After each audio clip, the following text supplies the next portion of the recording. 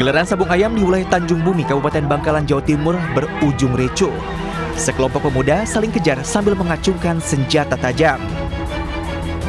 Kontan saja para emak-emak yang ada di sekitar lokasi menjerit histeris. Beruntung tokoh masyarakat desa setempat segera datang dan berhasil melerai kedua pihak. Ironisnya, keributan diduga akibat salah paham soal jumlah uang taruhan. Polisi yang menerima laporan datang ke lokasi dan memusnahkan arena sabung ayam dengan cara dibakar. Sampai di sana hanya tinggal beberapa orang saja di lokasi yang mengungut bekas-bekas botol. Nah, kemudian langsung kita action, kita lakukan pemusnahan tenda-tenda. Polisi pun mengimbau warga untuk tidak kembali menggelar judi sabung ayam. Dari Bangkalan, Jawa Timur, Taufik Sahrawi, iNews melaporkan.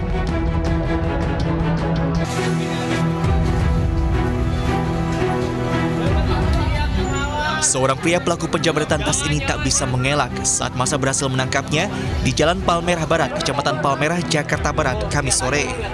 Sejumlah warga yang kesal dengan aksinya sesekali menghadiahi bogem mentah kepada pelaku. Aksi penjamretan bermula saat korban sedang nongkrong di warung kopi. Sementara pelaku berpura-pura duduk tak jauh dari korban. Saat korban lengah, pelaku langsung menjamret tas korban yang diletakkan di samping dan langsung kabur menggunakan sepeda motor. Korban bersama warga kemudian mengejar hingga berhasil meringkus pelaku.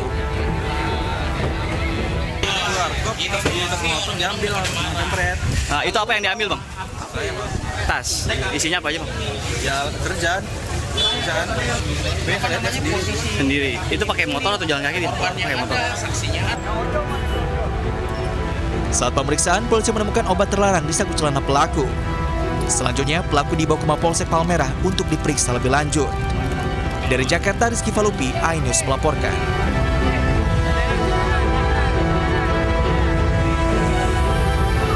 Kesal tak diberi uang untuk membeli narkoba jenis sabu oleh sang ibu, seorang anak tega bakar rumah di Deli Serdang, Sumatera Utara. Usai melakukan aksinya, pelaku pun langsung diamankan pihak kepolisian.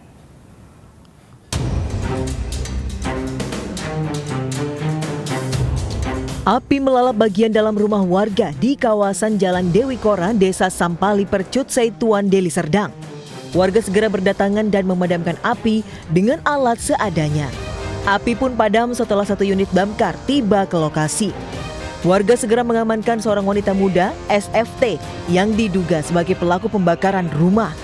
Hasil pemeriksaan, pelaku sebelumnya meminta uang untuk membeli narkoba jenis sabu kepada ibunya, namun tidak diberikan. Tak berselang lama rumah pun terbakar yang dipicu oleh pelaku. Beliau kesel karena selama ini beliau disantunin sama mamanya untuk uang, untuk keperluannya sehari-hari. Uang tersebut digunakan untuk membeli narkoba. Oh, artinya dia tadi karena tidak diberi uang karena itu, Pak? Kesel dia. Dari interogasi yang kami dapat dari terduga.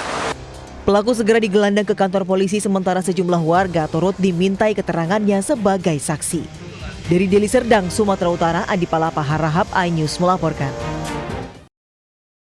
Seorang penjual es degan tega menjual istri sendiri untuk layanan seks bertiga dengan pria hidung belang di Malang, Jawa Timur. Sementara di Makassar, Sulawesi Selatan, seorang tenaga honorer tega memperkosa sepupunya sendiri hingga hamil 5 bulan.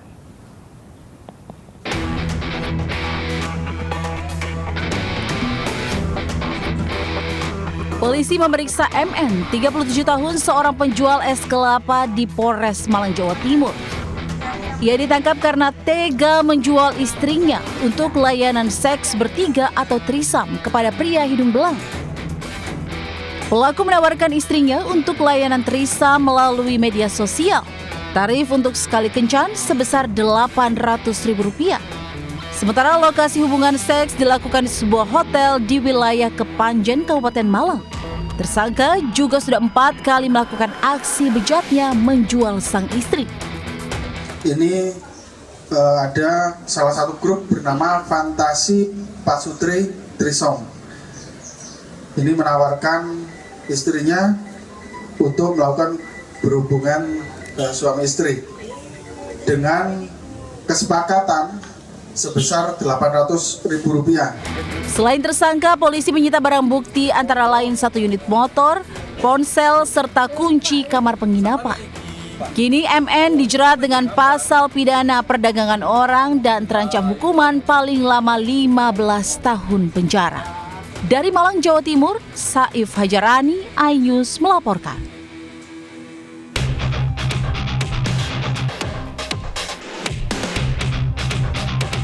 Polisi menggelandang MAS 25 tahun karena melakukan tindak pidana persetubuhan anak di bawah umur di Kota Makassar. Ironisnya, aksi bejat pelaku yang tercatat sebagai tenaga honorer di Dinas Sosial Kota Makassar dilakukan kepada sepupunya sendiri hingga hamil 5 bulan. Aksi bejat pelaku berawal dari korban hendak mendaftar online ke salah satu SMK di Kota Makassar. Pelaku mengiming-imingi korban dengan mengatakan punya akses ordal yang bisa meluluskan korban. Pelaku mendatangi kamar korban dan mengancam tidak akan membantu jika tidak melayani aksi bejatnya.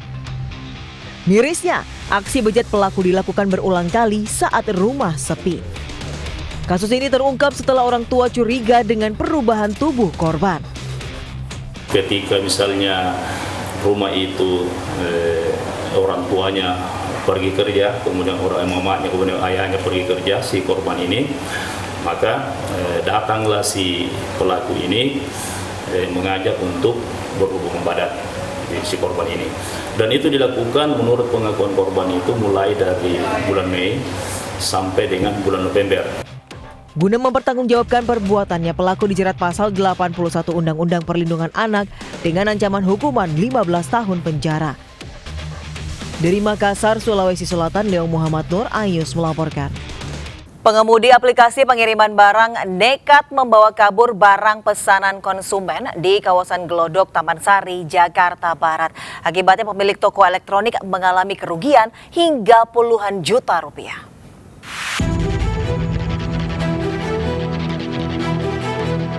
Sejumlah pria yang merupakan pengemudi aplikasi pengiriman barang ini terekam CCTV tengah memuat barang elektronik pesanan konsumen dari salah satu toko di kawasan Glodok.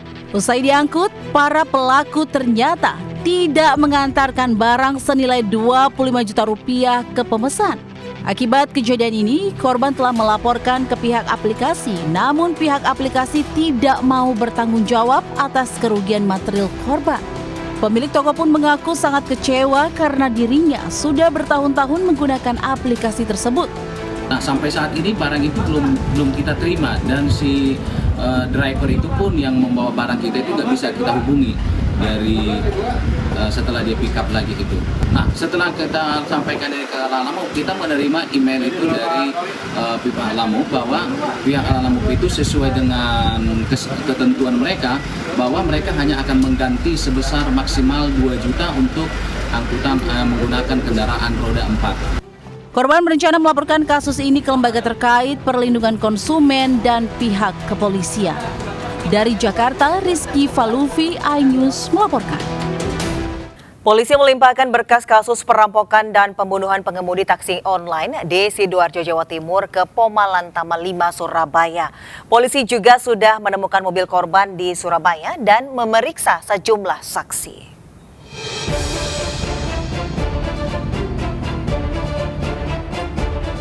Penyidik kasus perampokan dan pembunuhan pengemudi taksi online Abdul Malik 52 tahun telah melimpahkan berkas penyelidikan ke Pomalan Taman 5 Surabaya. Hasil penyidikan, pelaku diduga merupakan anggota TNI. Selain berkas, seluruh barang bukti termasuk kendaraan korban yang sempat hilang juga sudah diserahkan pihak Pomal. Polisi juga membenarkan penyebab kematian korban akibat tindak kekerasan benda tumpul di bagian kepala korban. Jadi terkait dengan TKP penemuan mayat di Kecamatan Duran yang ditemukan jenazah pada tanggal 15 Desember 2023. Kemudian setelah ditemukan di kali pada saat itu, kemudian kita langsung melakukan proses penyelidikan. Usai dilimpahkan, seluruh proses hukum pun terkait perampokan dan pembunuhan ini kini ditangani Pomalan Taman 5 Surabaya. Dari Sidoarjo, Jawa Timur, Pramono Putra, iNews melaporkan. Pemirsa, video ajudan Bupati Kabupaten Kutai Barat, Kalimantan Timur menganiaya sopir truk viral. Si ajudan menyeret keluar sopir dari truk dan memukulinya hingga terkapar di jalanan.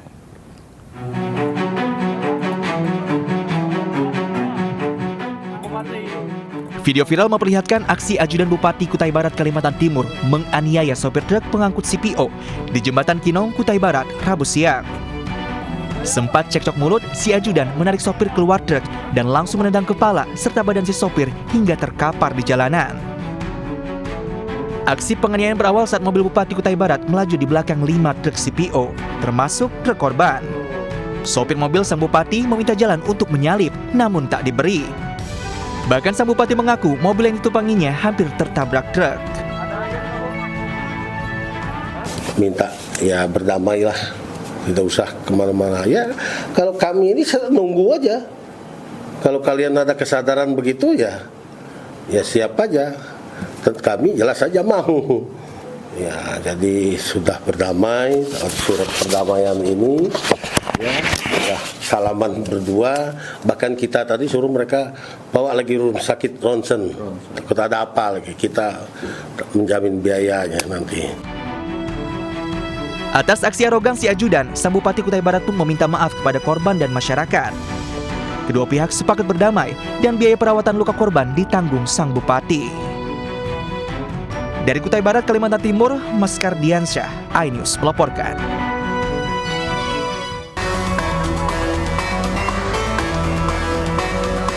Pemain sepak bola naturalisasi Iguatu God's Time Oseloka atau Olisa ditangkap polisi usai menganiaya tetangganya Kevin Hartanto di Tangerang, Banten. Pemukulan terjadi saat Olisa mengamuk, tidak terima ditegur karena menyerempet mobil korban di perumahan Taman Paris, kawasan Pinangsia, Kecamatan Tangerang, Banten. Pria kelahiran Nigeria ditetapkan sebagai tersangka dan terancam hukuman 7 tahun penjara. Untuk pelaku sudah kita amankan ya, dan sudah kita periksa dan kita tetapkan sebagai tersangka, dan saat ini untuk pelaku sudah kita lakukan penahanan. Pelaku kesal terhadap korban karena ditegur pada saat dia mundur dengan menggunakan kendaraannya, dia menyinggol kendaraan korban. Sementara akibat pemukulan, korban mengalami luka dan gendang telinga sebelah kiri mengalami gangguan. Dari Tangerang, Banten, Sukron, iNews melaporkan. Seorang selebgram cantik babak belur dianiaya dan disekap pacarnya di Surabaya, Jawa Timur. Diduga pelaku cemburu karena korban pulang bersama teman lelaki.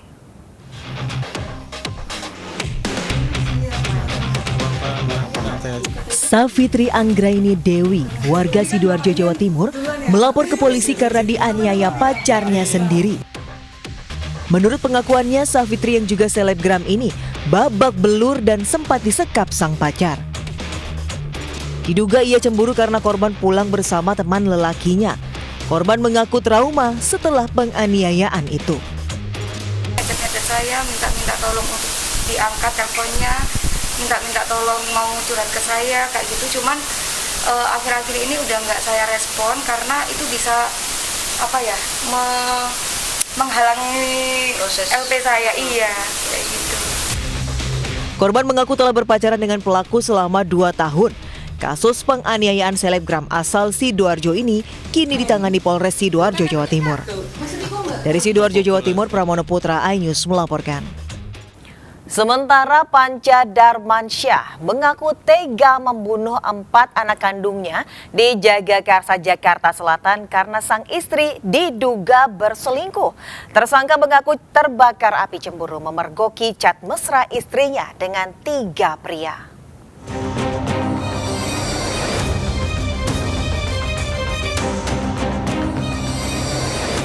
Rasa cemburu kepada sang istri DV menggelapkan hati PD yang tega membunuh 4 anak kandungnya di sebuah rumah kontrakan di Jagakarsa, Jakarta Selatan. PD yang ditetapkan sebagai tersangka kasus pembunuhan berencana mengungkap. Rasa cemburu memuncak saat menemukan bukti chat mesra istri dengan 3 pria di media sosial. PD mengaku menyesal telah membekap 4 buah hatinya hingga tidak bernyawa. Berdasarkan hasil pemeriksaan, Pria 41 tahun ini mengaku telah 5 kali mencoba mengakhiri hidup namun gagal. Kini PD dijerat pasal tentang pembunuhan berencana dengan ancaman hukuman pidana mati atau kurungan penjara seumur hidup. Awal mula yang dilakukan ya, akibat dari rasa cemburu, sakit hati pada istri. Pertama bukti awal dari chat WA WhatsApp, lalu saya sempat telepon itu lakinya, tapi nggak lama diblokir. Terus yang di hari Minggu saya hack Instagram istri saya baru lihat itu secara detail, ternyata bukan 1 orang aja, ada kisaran 3 orang. Dia melakukan chat yang seperti kayak suami istri. Sebelumnya, warga Jagakarsa, Jakarta Selatan geger dengan tewasnya 4 anak berinisial VAD 6 tahun, SKD 4 tahun, RAD 2 tahun, dan AKD 1 tahun yang menjadi korban pembunuhan sadis oleh ayah kandungnya. Jasad keempat korban terungkap setelah warga mencium bau busuk dari dalam rumah PD dan mendapati kaca rumah kontrakan dipenuhi lalat hijau. Namun tak disangka, usai didobrak, PD ditemukan tergeletak di kamar mandi mencoba mengakhiri hidup usai membunuh keempat anaknya. Saat pembunuhan terjadi, ibu para korban berinisial DV tengah menjalani perawatan di RSUD Pasar Minggu usai menjadi korban KDRT sang suami. Dari Jakarta, Helmi Sayangbati, iNews melaporkan. Pemirsa, 2 pencuri motor di toko bangunan di Kota Pasuruan, Jawa Timur diringkus polisi. Ironisnya, motor yang dicuri pelaku adalah milik pamannya sendiri karena kecemburuan ekonomi.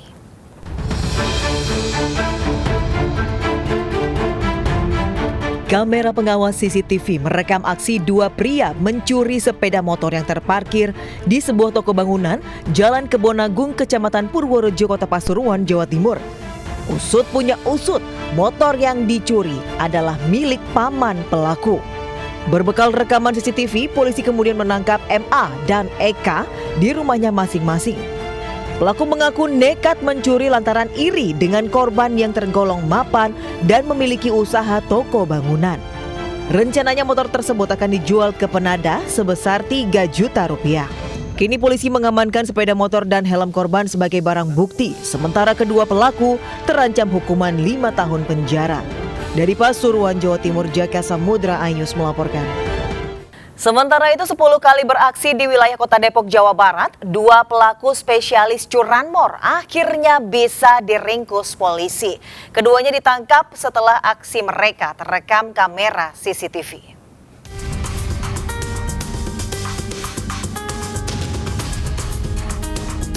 Dua pencuri terekam kamera CCTV saat beraksi menggasak sepeda motor sport pegawai kafe di Depok, Jawa Barat. Berdasar rekaman video ini, polisi mengenali identitas pelaku kemudian meringkusnya. Saat diperiksa polisi, pelaku mengaku hanya butuh waktu kurang dari 5 menit untuk mencuri sepeda motor korban. Motor hasil curian tersebut mereka jual di media sosial dengan harga 2 juta rupiah hingga 2,5 juta rupiah. Komplotan pelaku curanmor ini telah beraksi 10 kali sejak Oktober, mengincar sepeda motor yang terparkir di tempat-tempat sepi. Menggunakan 2 kendaraan. Pelaku ini beriringan memantau situasi, melihat ada dari sebelah arah kiri, arah kanan, aman, 1 tim turun, 1 motor tetap standby, kemudian diambil, langsung kabur. Mereka selalu berboncengan. Hingga saat ini unit reskrim Polsek Cimanggis masih mengejar 2 pelaku lainnya yang buron.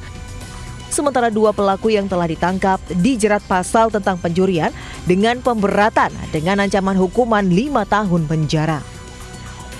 Dari Depok, Jawa Barat, Iung Rizky, iNews melaporkan. Kita beralih ke informasi lainnya, pemirsa. 7 warga meninggal dunia akibat penyakit demam berdarah di Kota Bogor, Jawa Barat. Bahkan Dinas Kesehatan Kota Bogor mencatat kasus demam berdarah pada tahun ini sebanyak 1.222 orang karena kurangnya disiplin warga memberantas sarang nyamuk.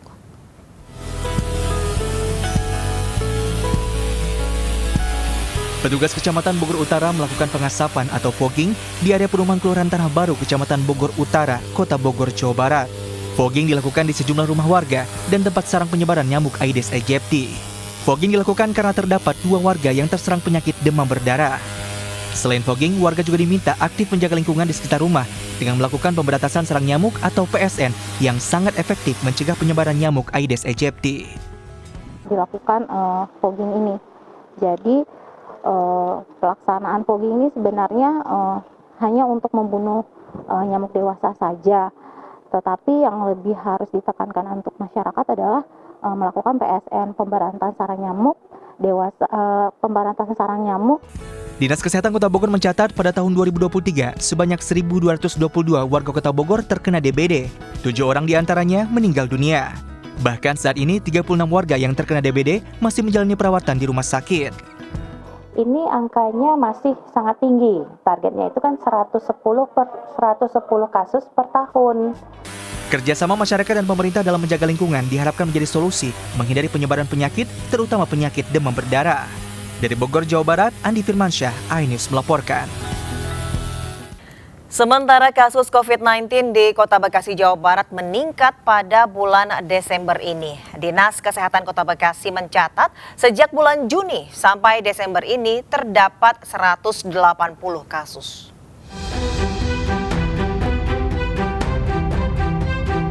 Pasca dicabutnya status pandemi COVID-19 oleh pemerintah pusat, kasus COVID-19 kembali muncul di Kota Bekasi, Jawa Barat.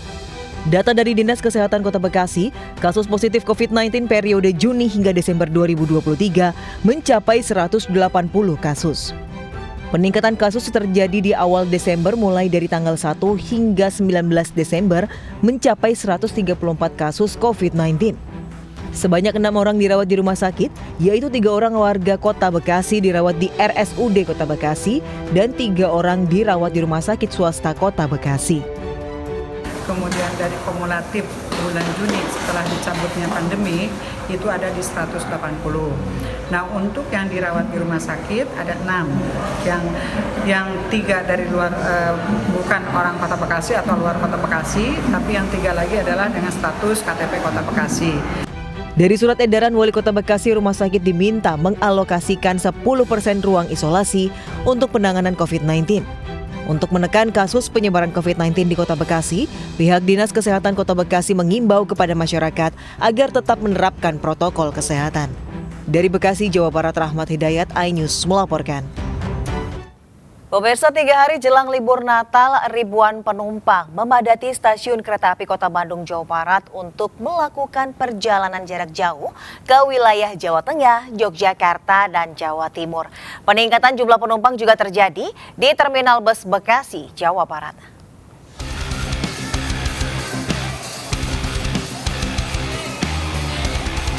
Ribuan penumpang memadati stasiun kereta api Kota Bandung, Jawa Barat pada Jumat pagi. Para penumpang ini mayoritas akan melakukan perjalanan jarak jauh ke wilayah Jawa Tengah, Yogyakarta, dan Jawa Timur. Penumpang memilih untuk mudik ke kampung halaman bersamaan dengan masa libur sekolah anak-anak mereka. Selain itu juga untuk menghindari kepadatan penumpang. Pulang kampung liburan. Pulang kampung liburan. Ya. Ini udah anak libur sekolah berarti? Libur sekolah. Bu, untuk enggak, saya beli lewat Bu, rencana sampai tahun baru, habis tahun baru balik lagi. Ratusan penumpang dengan tujuan kota besar di Pulau Sumatera yang hendak pulang kampung juga memadati Terminal Induk Kota Bekasi, Jawa Barat. Para penumpang memilih mudik lebih awal untuk menghindari penumpukan calon pemudik serta menghindari kemacetan di perjalanan hingga di Pelabuhan Merak. Diprediksi puncak arus mudik libur Natal dan Tahun Baru akan terjadi pada hari ini dan Sabtu besok, yang di mana bertepatan dengan masa libur sekolah. Tim Liputan iNews melaporkan. Sementara itu, 3 hari jelang libur Natal, Bandara Soekarno-Hatta, Tangerang dipadati calon penumpang sejak pagi.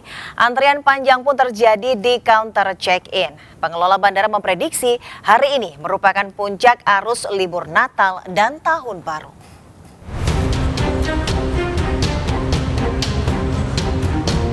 Penumpang pesawat antri di counter check-in Terminal 3 Bandara Soekarno-Hatta sejak Jumat pagi. Antrian panjang dan mengular terlihat di rute penerbangan domestik. Penumpang mereka yang ingin pulang ke kampung atau berlibur bersama keluarga tercinta. Penerbangan yang masih menjadi tujuan favorit adalah Bali, Medan, dan Surabaya. Sementara untuk rute internasional ke Singapura, Kuala Lumpur, dan Jeddah. Oke, ini memang mau liburan atau pulang kampung? Iya, liburan atas sekalian pulang kampung. Sampai kapan kalau bertanya? Tanggal 27. Untuk kerja sudah libur atau gimana? Cuti. Cuti ya, ambil cuti ya. Pengelola Bandara Soekarno-Hatta mencatat tren peningkatan jumlah penumpang terus terjadi selama 3 hari terakhir. Hari ini diperkirakan jumlah penumpang mencapai 175.000. Peningkatan dan puncaknya di hari ini. Kami juga melihat hari ini juga sebagai libur sekolah. Jadi masyarakat sangat antusias dalam melaksanakan, selain melaksanakan Natal juga ada liburan.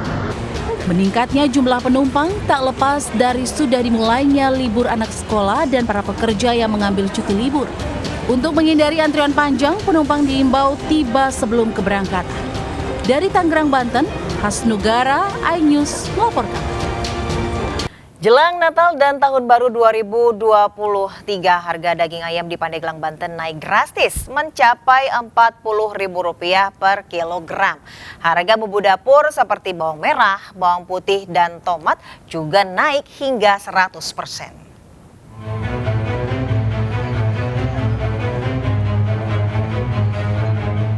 Harga kebutuhan pokok menjelang libur Natal dan Tahun Baru 2023 merangkak naik.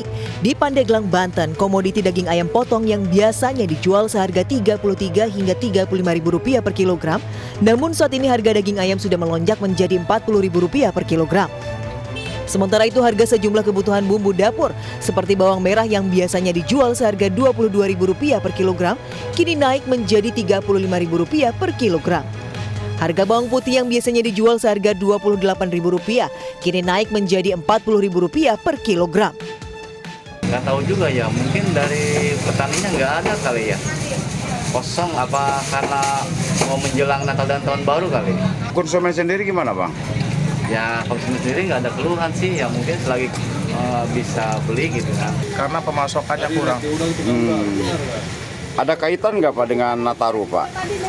Ya bisa jadi ada kaitan karena ada dari distribusi dari agak kurang kesininya, jadi lambatan. Namun ada sejumlah komoditi yang mengalami penurunan harga seperti cabai merah dan cabai rawit setan yang kini mulai turun di kisaran harga Rp70.000 per kilogram. Warga berharap harga bisa kembali normal seperti biasanya agar daya beli warga kembali meningkat. Dari Pandeglang, Banten, Iskandar Nasution, iNews melaporkan.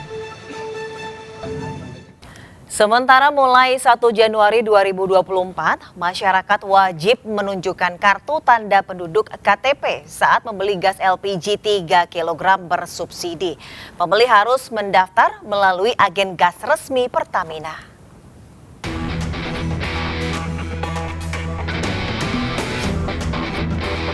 Pemerintah melalui Kementerian Energi dan Sumber Daya Mineral (ESDM) menegaskan pembelian LPG 3 kg wajib menggunakan kartu tanda penduduk KTP mulai 1 Januari 2024. Nantinya masyarakat yang terdata boleh membeli gas subsidi.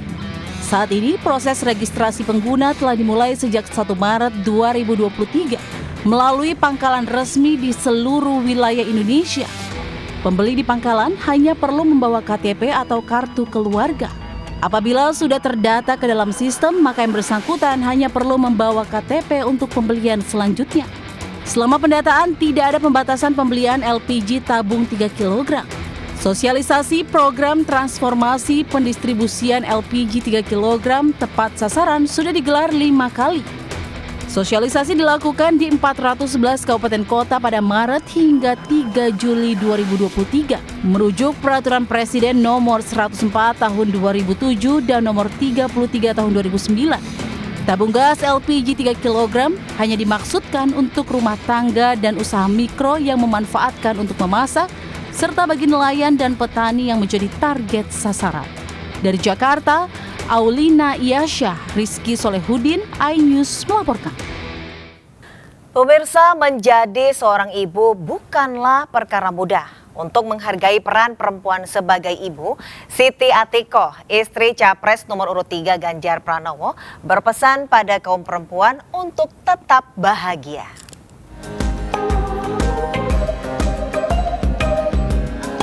Hari Ibu diperingati masyarakat Indonesia setiap tanggal 22 Desember dengan mengenang dan menghargai perjuangan perempuan Indonesia dalam merebut dan mengisi kemerdekaan. Menurut Siti Atikoh, istri Capres nomor urut 3 Ganjar Pranowo, Hari Ibu memiliki arti tersendiri. Menurut Atikoh, kaum perempuan bisa saling mendukung agar bisa lebih berdaya dan bermanfaat untuk orang lain dan keluarga tentunya. Atikoh juga berpesan kepada seluruh ibu di Indonesia untuk bahagia menjalankan perannya sebagai ibu dan istri.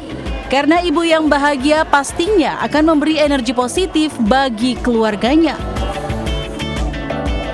Menunjuk keluarga berbahagia tentu ini diperlukan kerjasama ya, karena keluarga itu kan sebuah tim. Perempuan itu harus mandiri karena kita tidak tahu. Saya mengalami sendiri ya, ketika masih kuliah ditinggal orang tua itu sangat insecure. Ketika kita mandiri, kita jadi siap dengan segala kondisi dan confidence kita juga tinggi. Peringatan Hari Ibu haruslah menjadi momen yang semakin memberdayakan perempuan demi mewujudkan Indonesia maju. Apapun status dan pilihannya, semua ibu itu hebat karena bisa menjalankan perannya dengan baik di dalam keluarga maupun lingkungan sosialnya. Tim Liputan iNews melaporkan. 2 pelaku ganjal anjungan tunai mandiri ATM ditangkap saat beraksi di sebuah gerai ATM di Kota Palu, Sulawesi Tengah. Aksi penangkapan berjalan dramatis setelah korban berteriak saat akan diperdaya pelaku.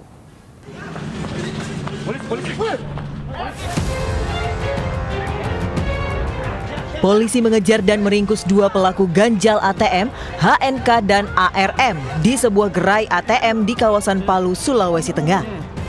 Proses penangkapan berlangsung dramatis lantaran kedua pelaku melakukan perlawanan.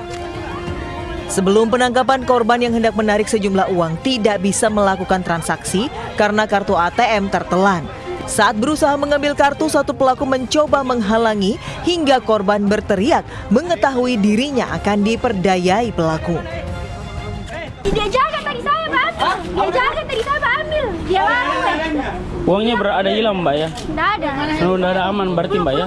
Belum sempat tarik, cuma dia sudah jaga saya di situ. Dia tadi bilang apa, Mbak? Katanya dibilang tadi jangan dianu apa ada CCTV. Oh, begitu, Mbak ya? Iya. Sebelumnya kedua pelaku sempat melakukan aksi pengerusakan mesin ATM di Jalan Sultan Alauddin, Kabupaten Goa. Petugas juga terpaksa melumpuhkan kedua pelaku karena berusaha kabur saat dilakukan pengembangan. Dari Makassar, Sulawesi Selatan, Muhammad Nurbone, iNews melaporkan. Seorang pria Parubaya jatuh tersungkur saat mengejar penjamret yang membawa kabur ponselnya di Medan, Sumatera Utara. Aksi penjamretan itu pun terekam kamera CCTV hingga viral.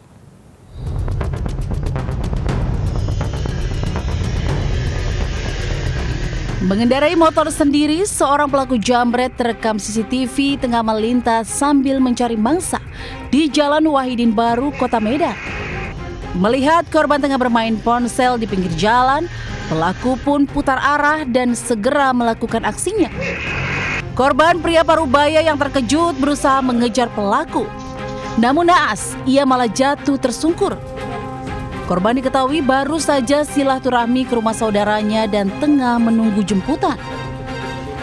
Ngincar di luar, balik lagi dari sini, arah sini, langsung diambil karena koko itu lagi meleng lah gitu mungkin kan.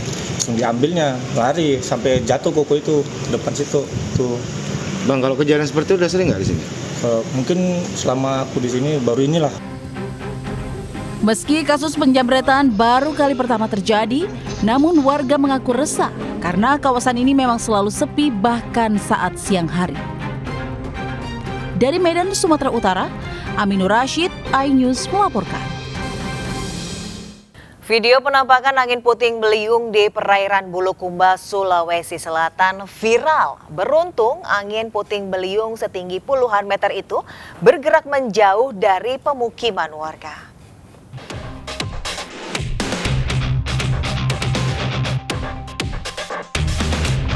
Pusaran angin puting beliung terekam warga saat muncul di Pantai Lepas, Marumasa, Kabupaten Bulukumba. Angin puting beliung pun sedang melaut. Pusaran angin puting beliung ini terus bergerak selama 5 menit dan terekam warga hingga viral.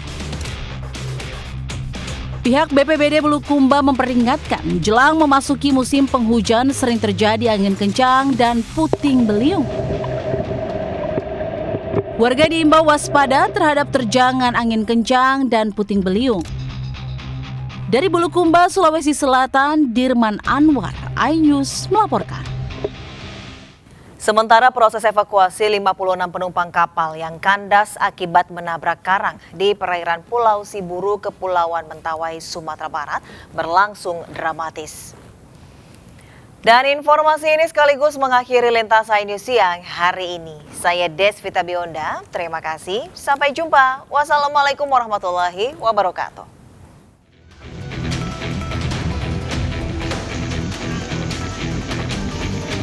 Petugas Kantor Pencarian dan Pertolongan SAR Mentawai mengevakuasi penumpang kapal Mentawai Fest 02 yang kandas di perairan Pulau Siburu, Kecamatan Sipora Utara, Kabupaten Kepulauan Mentawai, Sumatera Barat.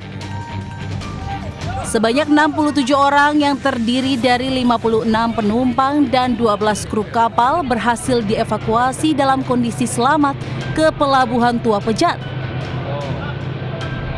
Penumpang yang telah dievakuasi oleh KN Sarmawijaya 240, kapal milik Basarnas, dibawa ke Pelabuhan Tua Pejat dan selanjutnya dijemput oleh keluarga masing-masing.